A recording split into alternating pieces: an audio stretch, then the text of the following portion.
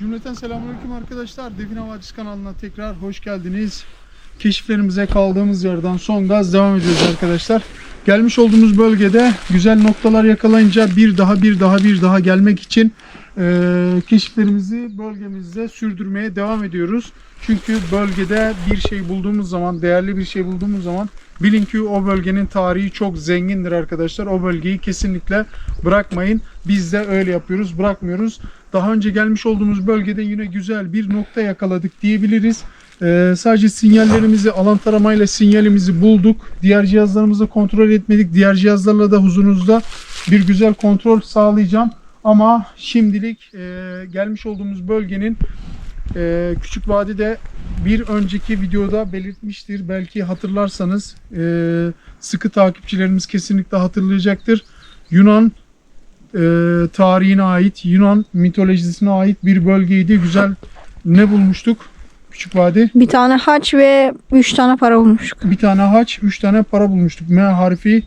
Ama onlar Roma dönemine aitti, doğru mu? Aynen. Ama biz ne demiştik? Osmanlı medeniyeti altında yaşamış bazı medeniyetlere ait değerli eşyalarında çıkma ihtimali yüksek demiştik. Şimdi gelmiş olduğumuz bölgeyi tekrar söylüyorum. Coğrafya olarak Osmanlı himayesi altındaymış ama Osmanlılar yaşamamış. Ne yapmış? Başka medeniyetlerin savaştan aldığı medeniyetlere, yaşamlarına, dinlerine Karışmadan. izin vererek, yaşamlarına izin vererek onların orada barınmalarını sağlamış ve Osmanlı himayesi altında vergilerini vererek ne yapmışlar? Yaşamlarını sürdürmüşler. Tabii tarih çok değişti arkadaşlar. Çok farklı olaylar oldu. Tekrar kendilerine ait bölgelere göç etmeye başladılar. Savaştan kaçmaya başladılar. Daha farklı savaşlar çıktı falan. Ne yaptılar? Bu göç esnasında insanlar yaşamış oldukları bölgede kendilerine has bir saklama yöntemleriyle değerli eşyalarını saklayarak artık ya kendileri gelip alıp ya da kendilerine ait sülaleden, ırktan insanlar gelip alsınlar diye farklı haritalar çizmişler, işaretler yapmışlar ve buraları terk edip gitmişler. Biz de şu an o farklı işaretlerin bir tanesinin üzerinde duruyor olabiliriz arkadaşlar. Şimdi gelmiş olduğumuz bölgede güzel bir kayalık bulduk. Kayalıklardan ziyade şurada bir şeyimiz var arkadaşlar. Yön işaretimiz var. Bu şekilde. Evet. Kayamızı çevirmişler arkadaşlar. Yön vermişler ama bu yanıltıcı bir yön de olabilir. Çünkü ben tam arkasında hemen şu çam ağacının dibinde bir tane sinyal yakaladım arkadaşlar alan taramayla. Alan taramamız oksit modundaydı. Oksit modunda güzel bir sinyal yakaladım. Değerli modu aldım. Değerli modda da sinyalimizi yakaladık. Ondan sonra boşluk modunu aldım. Boşlukta da fazla vermedi. Sinyalimi tekrar yenileyeceğim arkadaşlar ama şu yön işareti büyük ihtimalle tarihte eşine az rastlanan yanıltıcı yön işaretlerinden bir tanesi. Karga ağzı veya kartal ağzı da diyebiliriz arkadaşlar. Yön vermiş ama define tam da arkasında olma ihtimali yüksek bir yanıltıcı bir işaret. Çünkü sinyali arkadan aldık. Öyle söyleyeyim. Şimdi arkadaşlar bölgemiz burası. Kayalıklar burası. Kayalıklar biraz bana şeyi anımsattı. Sanki bir mezar odası varmış gibi bir olaylar. Şu sütunlar falan çok farklı. Yarılmış. Kayalıklar biraz böyle açılmış gibi farklı şeyleri var. Ben biraz işkillendim açıkçası. Ama çok güzel de şekilleri, şemaları oluşmuş diyebiliriz. Sen şöyle geç. Şu an yön alan kayalığın tam üzerindeyim. Bakın arkadaşlar arka kısmında da şurada bir çıkıntımız var. Hemen çıkıntımızın arka kısmında şurada bir yön aldık. Evet. Şurada, evet, şurası da, Bu çıkıntı gerçek defineyi gösteriyor olabilir mi? şurası büyük ihtimalle gerçek yön. Çünkü buradaki yön işaretinin vermiş olduğu yönde herhangi bir sinyal almadık. Şurası da çok dümdüz yontulmuş arkadaşlar. Oturak taşına da benziyor diyebilirim. Evet, burası oturak taşına da benziyor ama Oturak taşı. oturak taşının olacağını sanmıyorum. Çünkü burası Bu taş buradan koparılmış ve yön verilmiş. Büyük ihtimalle de öyle bir hal var. Kamerayı bir getirsene buraya. Şimdi yön alan taşımızın hemen üst kısmına bakıyoruz. Evet. Şöyle iyice temizledikten sonra arkadaşlar aslında bu kaplumbağa ya benzetilmiş sanırım çünkü kabuk desenleri var. Aa bir dakika. Doğru mu? Hani Kabuk şey var desenleri ya. var bak burada. Aynen. Ve burada yön verilmiş.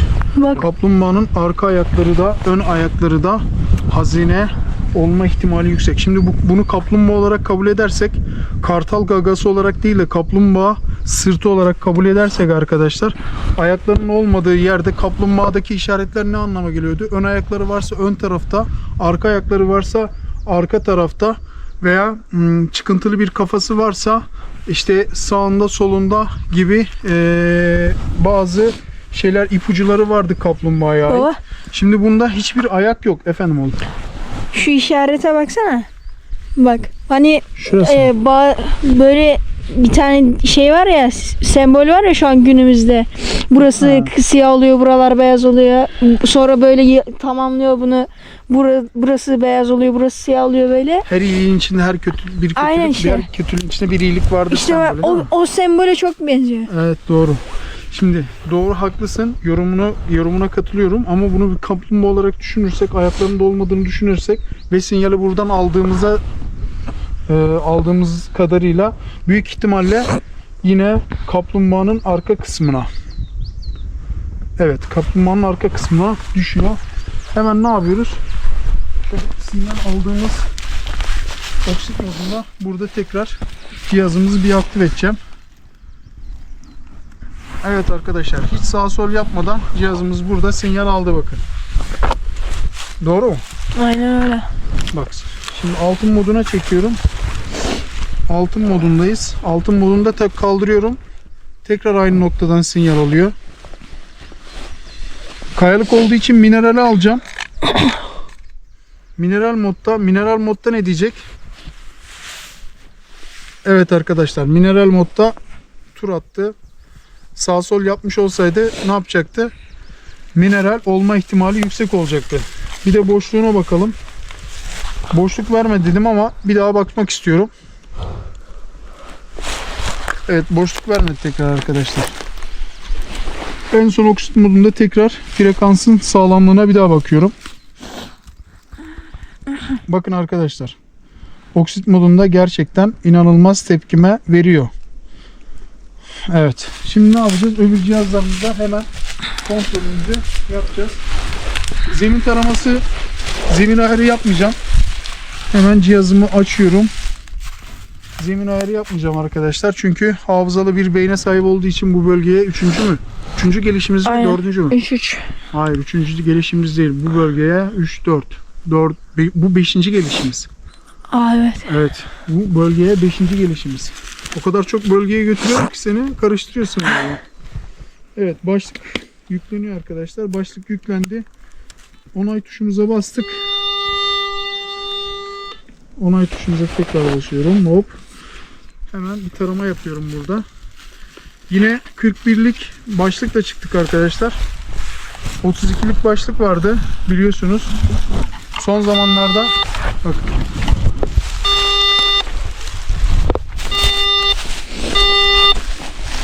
Evet, burada sinyali kapıyor arkadaşlar.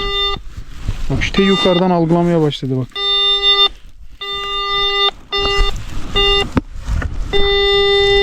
Evet. Bayağı da derinde. %20 oranında. Ayrım al bakayım. %60'a. %40, %60 değerli veriyor. Altın. 90. %90. Oo, altın verdi. Altın verdiyse burada var bir şey. Dur bakalım. Gel. %96. %96. Altını Dur yakaladım. bir dakika. Çekme. Otomatikte de altın diyecek mi acaba? Otomatiğe aldık. Çekiyorum. Oo, %90 değerli dedi, gördün mü? Aynen. Bak. Otomatikte de %90 değerli dedi. Hemen aldık. Hemen pinpointer cihazımızı beklemeye alalım. Beklemeye aldık. GR4'ümüzde hemen buranın bir grafiğini çıkaralım.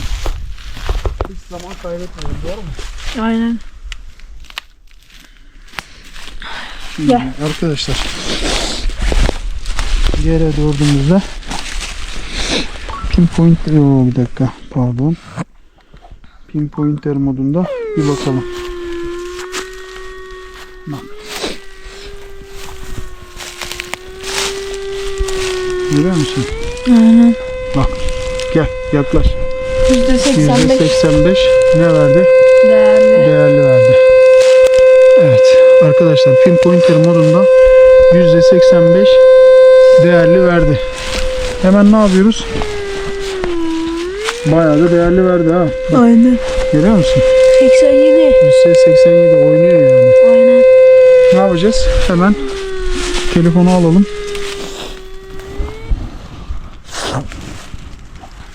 Güçte tarama. Güçte taramaya geçelim. Telefonumuz açılırsa. Evet. Güçte tarama. Sen bunu 5'e 5 ayarla bakalım. Bir dakika, sende eldiven var. Ben ayarlayayım. Hava bayağı soğuk arkadaşlar bu arada. Gerçekten.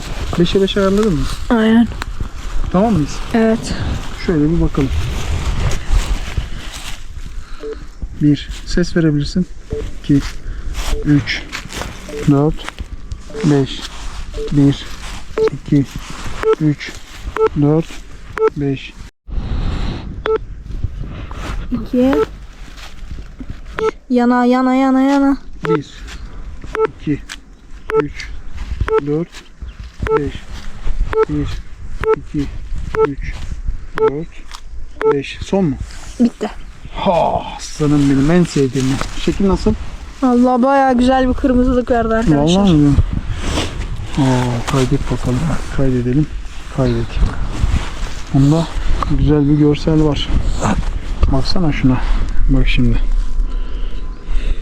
Evet. Birkaç noktada kırmızılık vermiş. Şurada hafif bir su birikintisi var. Kayalık olma ihtimali yüksek. Şimdi arkadaşlar grafiğimizde güzel bir şey verdi. Kırmızılık verdi. Pinpointer'de de %85'e kadar ne yaptı? Şeyi verdi. Değerliyi verdi arkadaşlar. Şimdi sen şu cihazımızı al. Tamam mı? Cihazımızı al götür yerine. Evet, güvenli bir noktaya götür. Getir. Sen oradan bana el malzemelerimizi de getir. Olur mu? Sana zahmet olacak ama. Ha? Ha? Sana zahmet olacak ama getir. Yok canım, işimiz bu. Aslanım benim ya. Oy ay.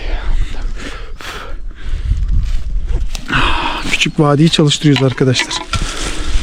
Şu yukarı koyalım.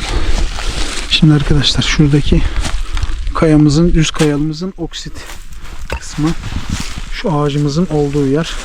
Burada yontulmuş bir kısım daha var. Şimdi orayı temizleyeceğim. Temizleyince de siz de net göreceksiniz. Hadi bakalım.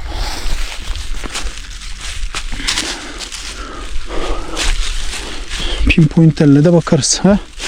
Levy'mizi de yakınlaştır. Evet. O dursun, belki tekrar kullanırız, en son koyarız. Koy onu GR4'ü yerine.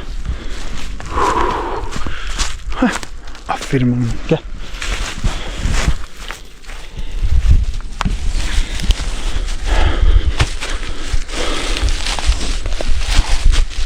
Gel. Sen böyle gel. Burası çok güzel. Anladın mı? Kıpırdamadan. Ben şöyle eldivenlerimizi giyeyim. Buranın güzelce bir temizliğini yapalım. Olmaz mı? Olur.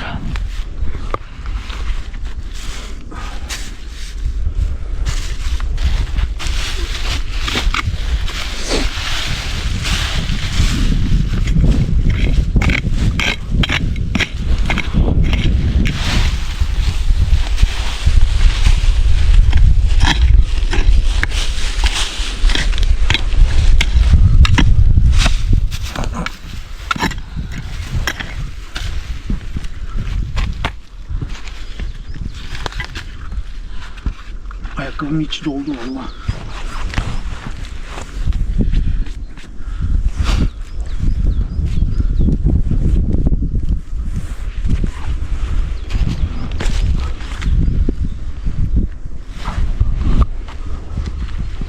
Ayakkabımın içine bir şey kaçtığı zaman hiç sevmiyorum. Ben de. Ama ben senin gibi çıkaramıyorum. Evet, sen bot giyiyorsun. Ondan değil ya. Kamerayı tutacağım ya. Ha, Senin gibi rahat değiliz. doğru söylüyorsun.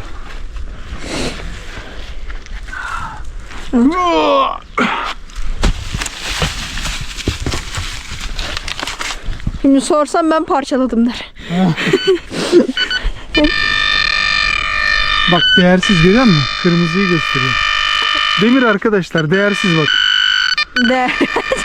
Değerlendi. Şurası değerlendi biraz. Şu noktada biraz değer var.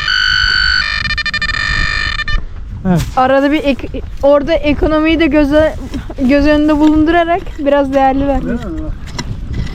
Ama buradaki şey de çok güzel. Görüyor musun? Aynen. Bakalım bakayım koyun sana. Ah, seni çekiyor değil mi? Var mı bir şey? Yok. Açmaya devam.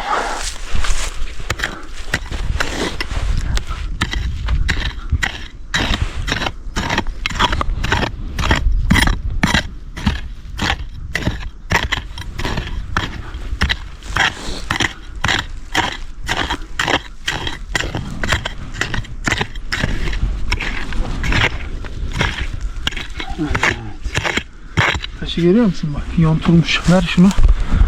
Evet arkadaşlar. Yontulmuş bir taşımız var burada. Burada büyük ihtimalle güzel bir gömü yapmışlar. Al bakalım.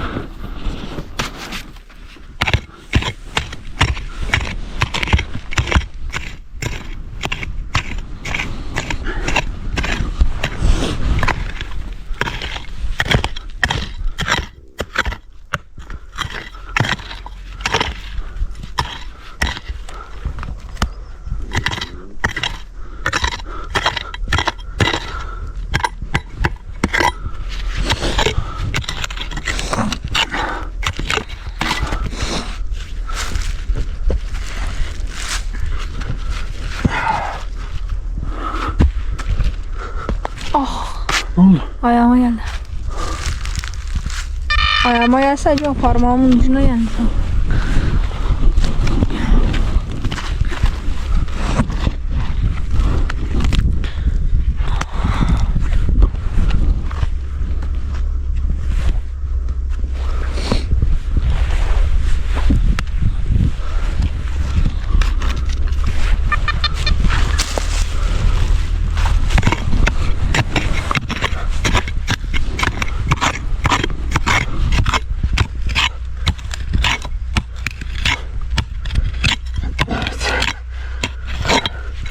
Parça kayalarımız çıkıyor yavaş yavaş. Görüyor musun? Bak Aynen. nasıl düzlenmiş. Ne diyorsun? Kare gibi bir yapısı var. Ama tam kare de değil. Aynen öyle. Bak. Hemen hemen hep söylüyor değil mi? Düzlenmiş.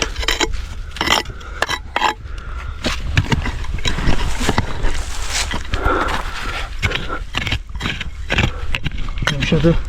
Toprak yumuşadı. Aynen.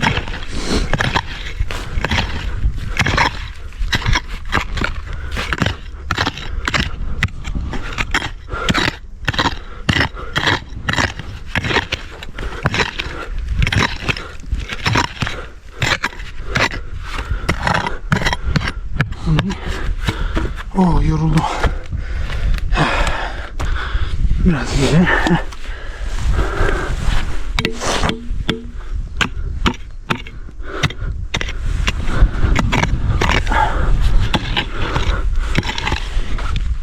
Şöyle şu. Biraz geri çık babacığım. Sana kazmanın sapı değecek diye korktum, anladın mı? Sallıyor mu şöyle yukarı doğru? Bana dikkat ederim de orada da senin kazdığın yer gözükmüyor. He, gözükmüyor. Şurada bir tane ana kayamız var. Bak görüyor musun? Oynuyor biraz. İyice oynadı.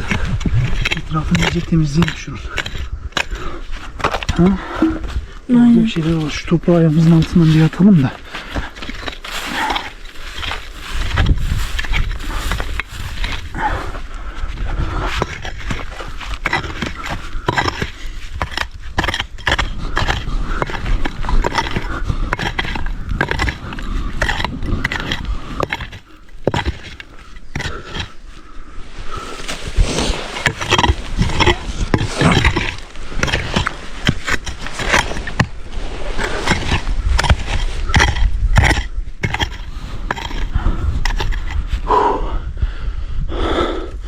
Yordu vallahi. Aynen. Ah.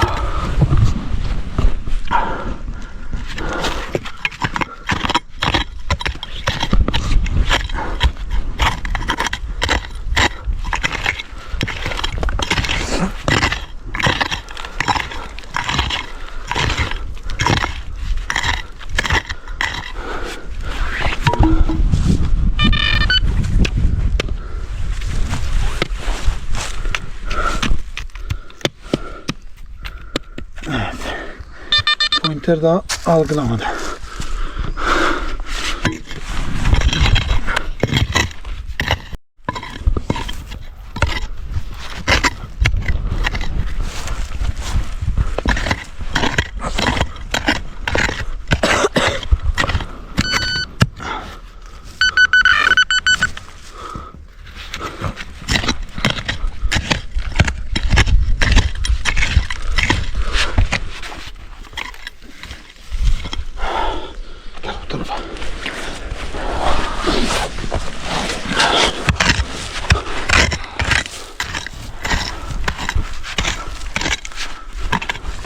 Aha, taş geldi.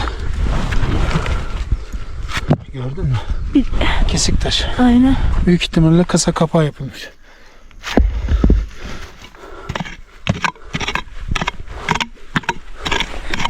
Şöyle telefonu vereceğim. Açalım.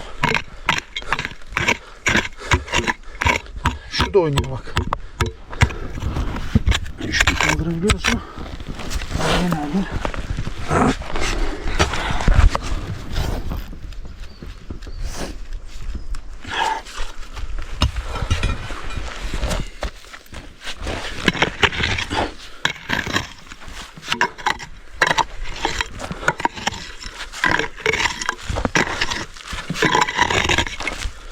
Bu aralar hava bayağı bir acayip ya. Ne oldu? Bir gün yaz havası gibi, bir gün kış havası gibi. Ne oldu buna? Ucundaki toprağı alsana. Aç kapağı. Resetle.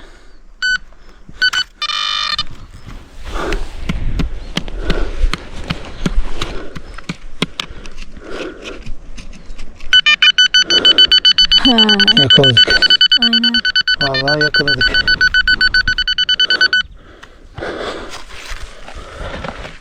Bakayım. Oo. Olaya bak olaya. Olaya bak olaya. Aynen. Oo. Olaya bak. Harbi diyorum. İşte bu. Ben sana dedim kesik taşın altında varsa vardır dedim. Aynen. Kasa kapağının olduğu nokta var. Deliriyor, Ya. deliriyor. Vallahi deliriyor. Alalım bakalım şunları.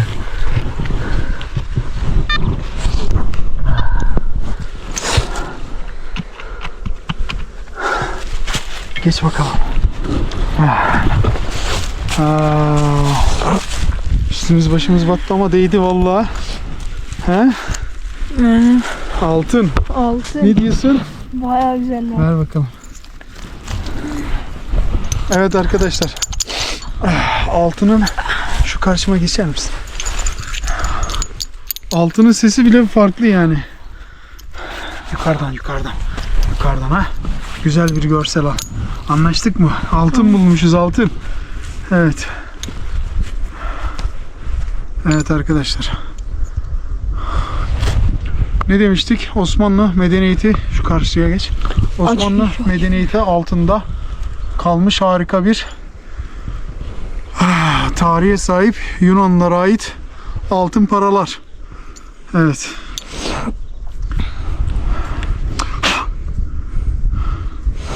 Evet, Yunan savaşçılarına ait, Yunan mitolojisini anlatan harika altın paracıklar arkadaşlar.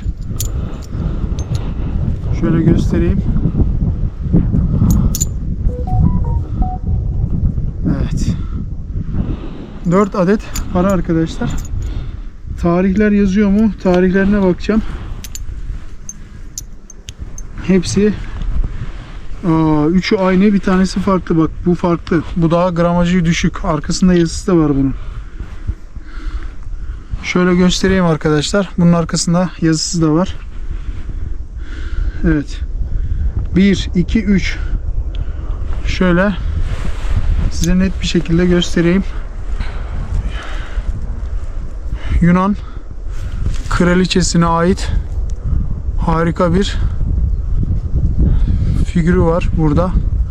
Ve şurada da savaşçıların kendilerine ait atları var. Evet. 4 adet altın arkadaşlar. Çil altın. Ne diyoruz? Geç bakalım. Evet arkadaşlar. Şöyle paralarımızı koyalım. Şöyle. Yine harika bir kasa. Yine harika bir tarih. Yine güzel bir bölge arkadaşlar. Ne demiştik?